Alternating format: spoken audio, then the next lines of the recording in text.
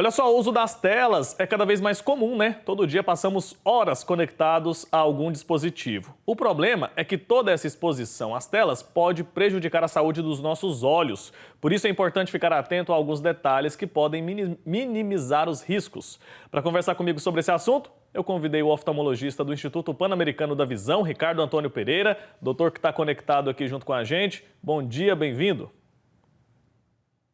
Muito obrigado pelo convite. É sempre uma boa oportunidade da gente tentar ajudar as pessoas no que diz respeito a esclarecimentos sobre aquilo que pode estar acontecendo com relação aos nossos olhos, né? E a exposição demasiada que a gente está tendo, que pode levar a alguns problemas. Mas é um prazer. Pois é, doutor. A gente sempre tem que falar desse assunto, né? Porque o celular é cada vez mais estimulado, né? A gente usa ele o tempo todo, usa o tablet, usa a televisão.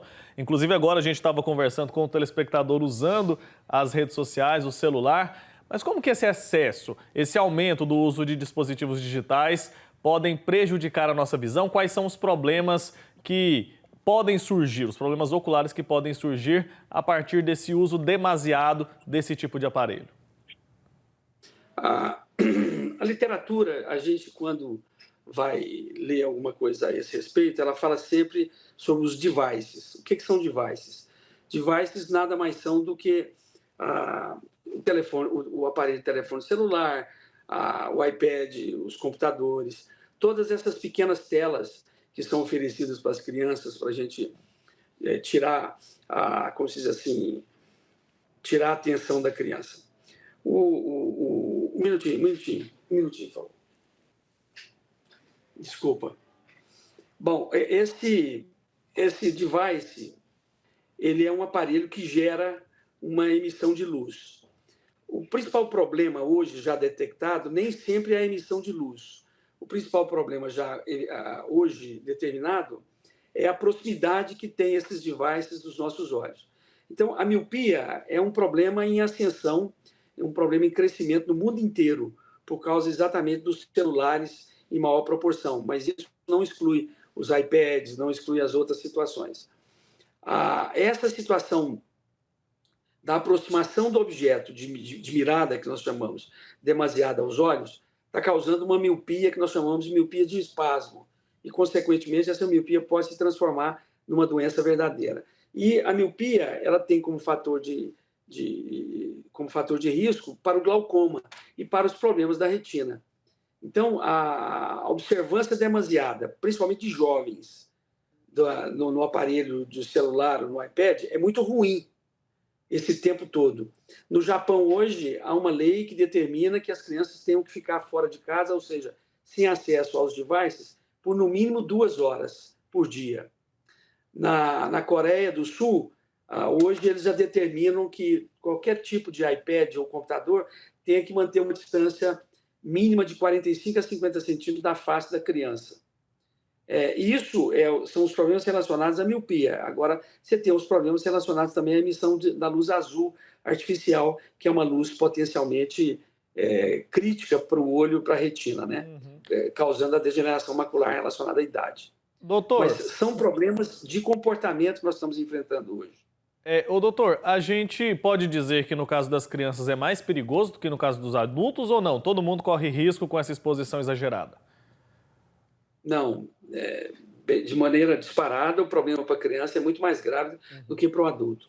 O adulto ele tem limites e ele não aproxima tanto o objeto quanto a criança o faz. A criança está em fase de desenvolvimento da visão.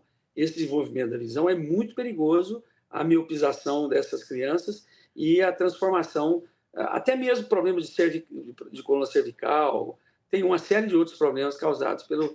Nós não estamos falando de comportamento, não, né? Porque o celular altera o comportamento do indivíduo de uma maneira radical, de uma maneira muito ruim. Nós estamos falando de alterações anatômicas e doenças, né? Não que os problemas de comportamento não sejam doenças, são também. Mas na criança especificamente, esse problema é muito maior. Então fica aí a mensagem, né, para os responsáveis Os pais, os responsáveis que nos acompanham têm que ficar de olho nessa questão, porque a criança, se você deixar, fica 5 horas ali, né? Com o telefone na mão, tem muito estímulo, muita coisa colorida, muito vídeo engraçado, essas coisas aí, tudo chama a atenção e prende a criança. Justamente são produzidos para isso, mas tem um risco que a gente precisa cuidar. Recebi uma pergunta aqui, doutor, de telespectador. Não tem o nome da pessoa aqui, mas a pergunta é interessante, vale a pena a gente fazer. É recomendado usar óculos de descanso para pessoas que trabalham com muitas telas? Quando que o óculos para descanso é recomendado, hein?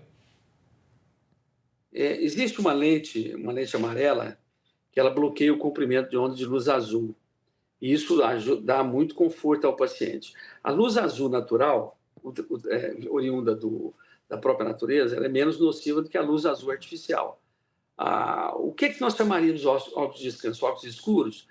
Para a tela do computador, você tem os ajustes que você pode fazer na tela, diminuindo a iluminação. Então, não há necessidade no computador de você fazer uso desse óculos. Apenas um ajuste da tela do computador. Para a televisão, a gente não tem conhecimento dessa situação, porque a gente assiste televisão mais afastado.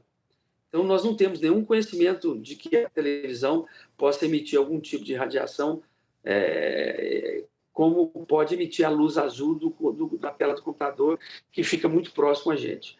Mas esses óculos de descanso, luz amarela, eles podem fazer um repouso, sim, um descanso maior à retina, porque eles bloqueiam o comprimento de onda de luz azul artificial, que é uma luz lesiva, ela lesa a retina, né?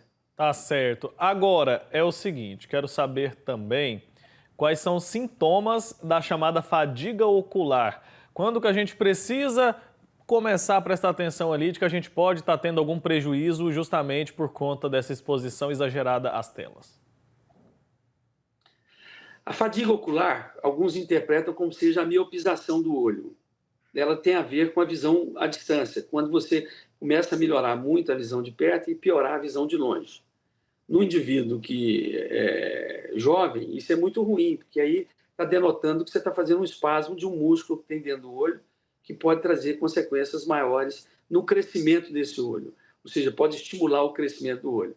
O crescimento do olho ele denota o aparecimento da miopia. Então, essa fadiga ocular, a conduta correta é fazer o que nem o pessoal da Coreia e do Japão faz, né? Que é tirar a criança para fora de casa e pôr a criança para trabalhar fora. Isso na criança.